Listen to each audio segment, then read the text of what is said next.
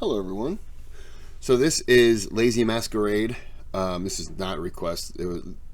It's been a day. I've listened to a lot of true crime, terrible things. So I just wanted to continue. This is Unsolved Mysteries with Chilling Evidence. I'm going to break this down into two videos.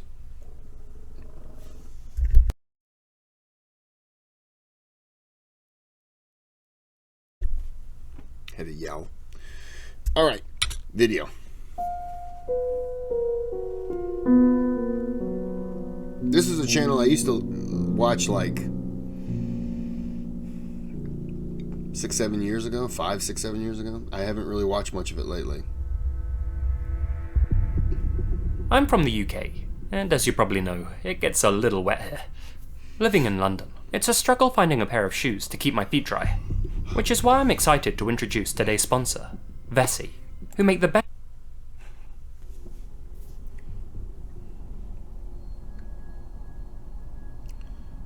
On the afternoon of January 29th, 1991, 9-year-old Lee Hyung-ho was seen playing on a park swing set in his home country. Sorry, should have done that earlier. Set in his home country of South Korea. Hyung-ho often joined his friends at that very same park during his walks home from school, and often stayed there late into the afternoon. Yet, on that particular occasion, one observer noticed that Hyung-ho happened to be playing there all by himself. And little did they know, but that would mark one of the last times he would ever be seen alive. Hyung-ho lived in the affluent Seoul suburb of Gangnam with his father, Lee Yu-shi, who earned a generous salary as a financial executive. At around 8 PM that day, Lee Yu-shi realized that his son still hadn't returned home from school. He and Lee's stepmother went out to look for him, making sure to tick off all their son's usual hangout spots. But the boy was nowhere to be found. They began telephoning the parents of Hyung-ho's school friends, but when they were told that none of them had seen him, they reported the boy missing. An officer was dispatched to the Lee household in order to take a statement from the couple. Yet, during his visit, there was an unexpected and horrifying development. The Lee's phone began to ring. When Yu-shi picked it up, a single, ophidian voice began to hiss on the other end of the line. Lee Hyung-ho is with me. You have 48 hours to raise a ransom of 70 million won. Await further contact, and do not involve the police. Do you understand? Yu-shi replied yes, and the caller hung up. In direct If you get... what is it with me and right at a commercial? Well, there's no volume at least. If you got that same call, don't involve the police, would you? Because I think I would. I know I would. Because I wouldn't trust the person. I would involve the police immediately. But I'd be like, look, they could be watching the house right now, and I can't risk you being over here.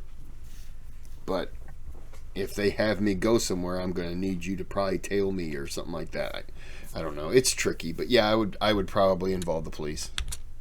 Direct contradiction with the kidnapper's orders.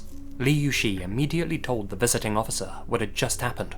Oh, he told the police. After contacting his superiors, Seoul investigators sprang into action.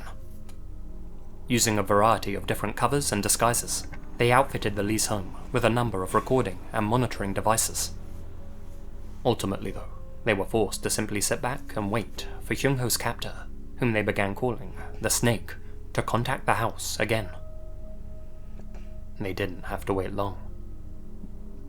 On the morning of January 31st, the Lee family received another phone call. Yu-shi immediately recognized the serpent-like voice on the other end of the line. I know you contacted the police. Uh-oh. The officers listening in on the phone call were astounded. What if he is a cop?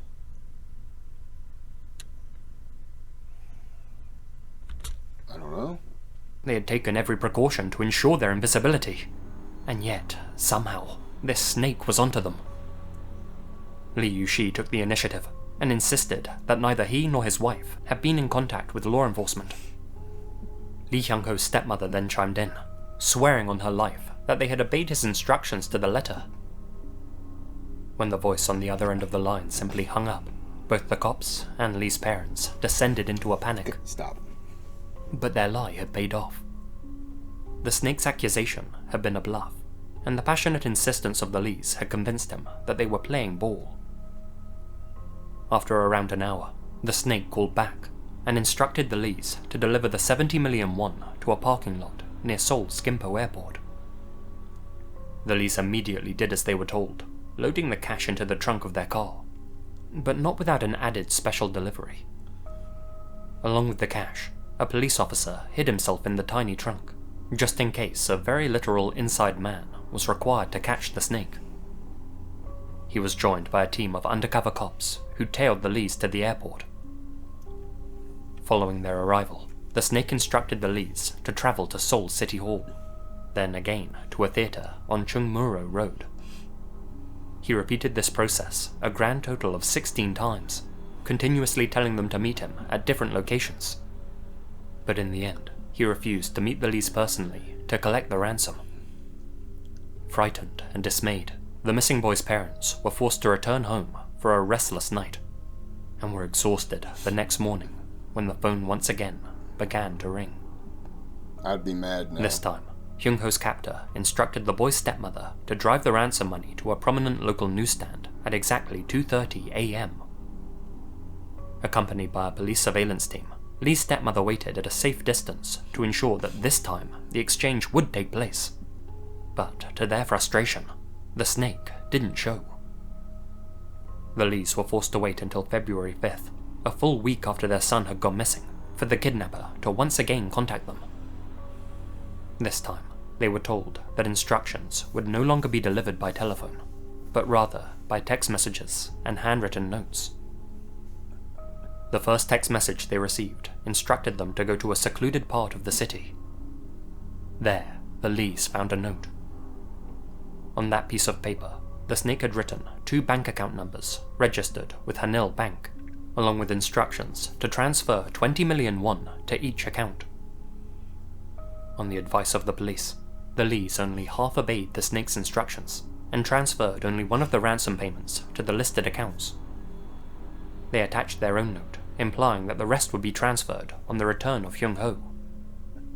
When the snake didn't reprimand them for the move, it was interpreted as proof that the boy was still alive. I would take it that the boy was dead if he didn't reprimand him, and he was getting some kind of money for nothing. That's how I would take it. The Lis had to wait another week for Hyung-ho's captor to contact them again. By now, I would want some proof of life by now. After all the running around for the 2 days, if I'm going to make this deposit, I want to hear him on the phone. I'm going to ask him like questions, not involving that, but like 3 or 4 different off-the-wall questions, not to find where he is or anything like that, but I want to verify that this is my boy, you know. This time, however, he instructed the boy's grandfather, Lee Woo-sil, to clamber under the pier of Seoul Bridge on 88th Avenue at exactly 8 p.m. On this occasion, the Lees weren't so quick to follow the man's instructions and demanded to speak with their missing son first. Yep. They were aggressively shot down by the kidnapper, who told them to shut up and obey his demands if they valued their son's life. Nah. Scared into submission, Nope. the Lees followed the next set of instructions, which involved travelling to the southern section of Yanghua Bridge. Once they arrived, they were to place the money on the bridge before leaving the area entirely.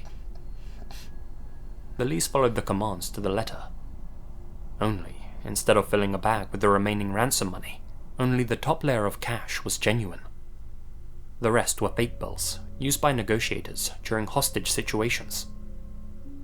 The package was to serve as nothing but bait, and it was bait that the snake would finally respond to.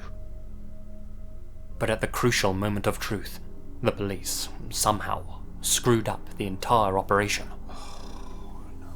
At around 10:15 p.m., Just as the vigilance of the police surveillance teams began to slip, the snake drove over to the bridge, grabbed the package, and fled before he could be apprehended. The police were so badly caught off guard that they failed to even record the vehicle's license plate. 장소가 엉뚱한 곳으로 됐기 때문에 와서 보니까 이미 돈은 없어진 상태였죠. 그래서 시간이 약 한 3, 4분 가량 될 겁니다.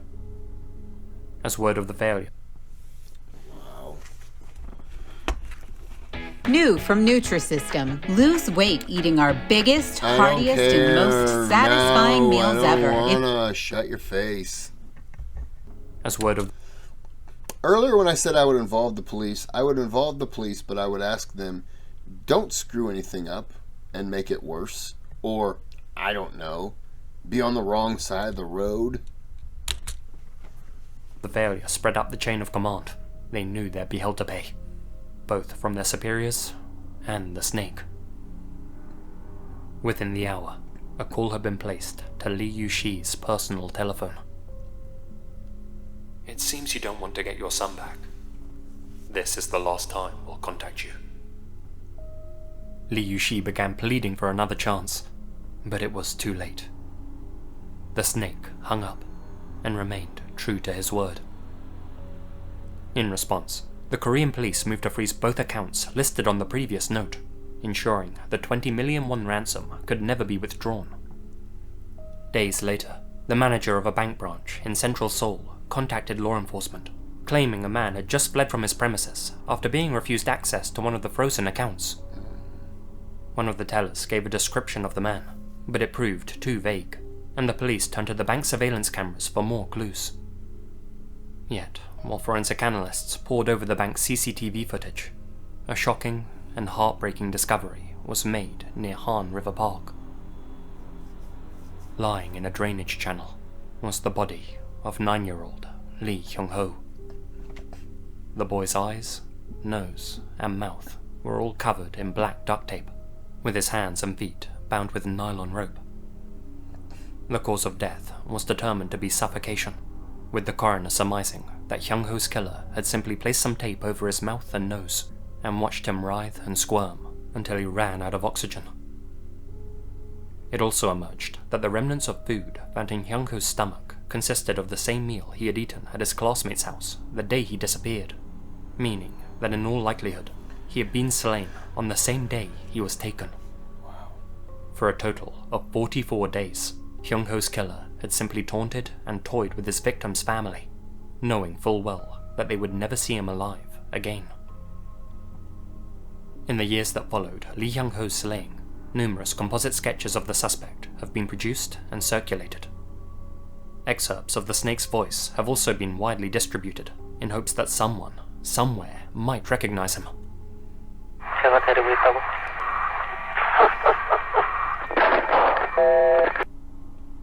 Was that a laugh? 400 suspects have since been arrested in connection with Hyung-ho's murder, and almost 30,000 people have been questioned. But, shockingly, perhaps the number one suspect is actually Lee Hyung-ho's own uncle. It's been rumoured that this 29-year-old uncle wished to punish Hyung-ho's father, Lee Yushi, for divorcing his sister and denying her custody of their son. According to a vocal analysis performed by the National Institute of Science in Korea, this maternal uncle's voice was 92% similar to that of the snake's. Furthermore, this uncle was also in dire financial straits at the time of the boy's kidnapping, and the names attached to the bank accounts on the ransom note also belonged to friends of that very same uncle. When it was discovered that this uncle wasn't in Seoul on the day of one of the proposed exchanges, it was determined that more than one kidnapper was involved, and that it was probably a whole team working to extract as much money from the Lees as possible. Yet, at the end of the day, theories counted for nothing, and without any solid evidence to convict any potential suspects, the case was doomed to stall and stagnate. Frustratingly, Korean law means that the statute of limitations on Lee Hyung-ho's slaying expired in 2006, so whoever killed him will never be brought to justice. Why would you have that on a murder? Like, no. That should be a life a lifetime. You could never escape that. I mean, shit, we're still going after Nazis. Like, come on now. Jesus. When contacted for an interview in 2011, Li Yuxi expressed his disappointment, stating that there should be no restrictions set on the pursuit of murderers. Yes. Yet he also added that he valued answers more than justice. Yeah. Rather than punish my son's killer, I would prefer to ask him why, Li Yuxi stated. But it seems I would be okay with him asking why, if before the man answered, a hammer was plunged down on his hand. That's fair. Seems the answer to that question is already clear. Whoever took Li Hyung-ho's life was violently jealous, despicably greedy, and never intended to redistribute wealth. Instead, they wanted to punish Li Yuxi, and to do so, they inflicted a wound which could never, ever heal. Li Hyung-ho's case has since been adapted into TV dramas and movies, and was the basis for 2007's Voice of a Murderer. I'm going to pause this, and we're going to end it here, and this will be part 1, and then we'll come back with part 2. Voice of a Murderer. I'll have to write that down, because that could be an interesting, I mean, it's terribly sad, but it would be an interesting thing. I'm sure they would have a little more detail about things, but Voice of a Murderer, I'm going to have to write that down as soon as I'm done with this. So like and subscribe, and Shaboygadoogle.